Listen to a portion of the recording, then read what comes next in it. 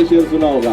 खुददार मेरे शहर का फाकों से मर गया, राशन जो बट रहा था वो अफसर के घर गया, चादर तो चढ़ती रही मजार पे बेशुमार, बाहर जो एक फकीर था सर्दी से मर गया।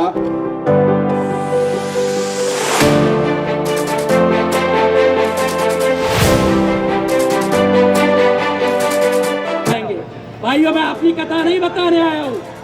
कुछ लोगों को लगता है कि मैं उनके पैर पड़ूं। अरे हम भी बाबा साहब के शिवाजी महाराज के बच्चे हैं। हम उस टीपू सुल्तान को मानते हैं जिन्होंने अंग्रेजों के खिलाफ पहले बंदूक उठाई। उसके हम मानने वाले लोग हैं।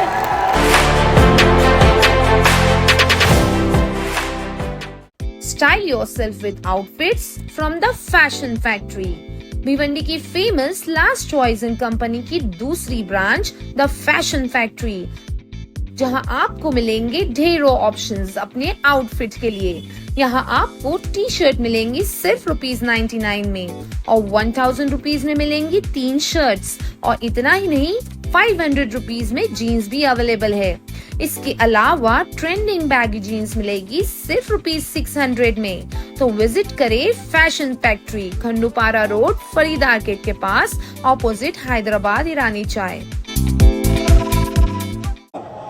जय भीम।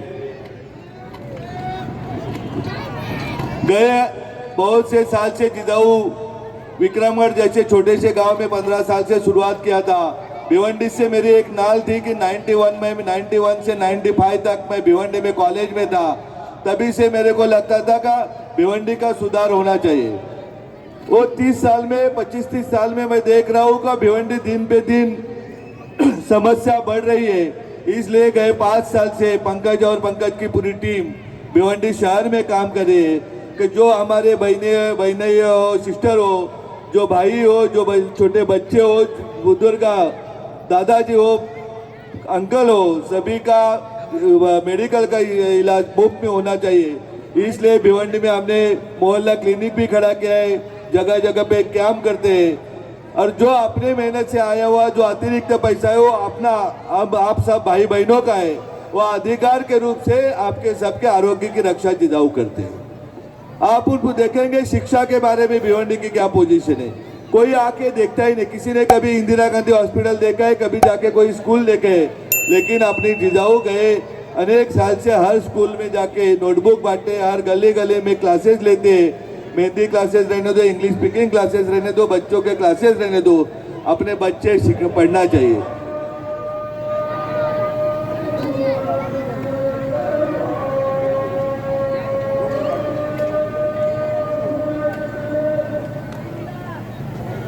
संस्था दक्कन मुस्लिम समाज और आरपीआई सेकुलर के तरफ से आज यहाँ परिवर्तन मेला का आयोजन किया गया है।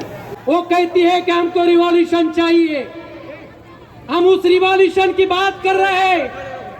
तमाम माझ्या माता भगिनींना, माझ्या भावांना सांगू इच्छितो की 2024ला होणारी निवडणूक ही तुमच्या जीवनामध्ये आर्थिक, सामाजिक आणि राजनैतिक अंगानं परिवर्तन करणारी लढाई असणार आहे। आपण भारतामध्ये बघतोय की सगळीकडे धर्माच्या नावावर, जातीच्या नावावर, धर्म के नाम पे, जाति के नाम पे, प्रांत के नाम पे सबको बांटा जा रहा है और सबका ध्रुवीकरण करने का काम यहाँ की राजनीतिक चंद पार्टियां कर रही है।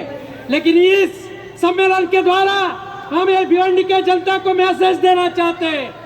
इसलिए हमने उसका टाइटल दिया है कि सभी जाति, धर्म, भाषिक, प्रांत लोगों का ये परिवर्तन सम्मेलन है। मुझे आशा है कि आने वाले समय में इस कॉन्स्टिट्यूंसी में जिन लोगों ने भिवंडी के तमाम जनता के साथ गद्दारी की, अपनी जेबें भरने का काम किया, कभी हर एक जात को जात से लड़ाने का काम किया, उन लोगों को 2024 में घर का रास्ता दिखाए बिना हम शांत नहीं बैठेंगे। ये आगाज करने के लिए आज की ये सभा है। बाबा साहब ने जो भारतीय संविधान दिया, वो भारतीय संविधान राजनीतिक दस्तावेज है, ध्यान में रखना। वो राजनीतिक डॉक्यूमेंट्री है। हमारा जो नक्शा है वो भी पॉलिटिकल नक्शा है। इसलिए कुछ लोग कहते हैं कि हमको पॉलिटिक्स से लेन देन नहीं, लेकिन भाइयों अगर अच्छी शिक्षा पाना है, अच्छा रोजगार पाना है और अच्छे घर में रहना है तो आपको नीलेश सांबरे जी का साथ देना पड़ेगा। ये वक्त की आवाज है। हम ऐसे नेता को लाके आपके सामने नहीं बैठा है, हम उस नेता को लाकर बैठा है जो ना कोई राजनीतिक पार्टी का सदस्य है, ना कोई आमदार है, ना कोई खासदार है। लेकिन आपको बता दूं कि एजुकेशन में, आरोग्य में, लोगों को मदद करने में जो 6 खासदार काम नहीं कर सकते, जो 10 आमदार काम नहीं कर सकते, वो एक काम एक नीलेश सांबरे जी ने करके बताया है। इसलिए उनके साथ हम बैठे हैं। हम परिवर्तन चाहते हैं। हम परिवर्तन जात के नाम पे नहीं चाहते। हम हमारे बच्चों को अच्छी शिक्षा देना चाहते हैं। क्या किया नीलेश सांबरे जी ने?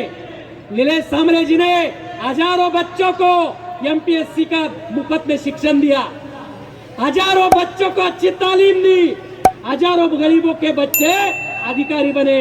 ये राजनीतिक काम होना चाहिए।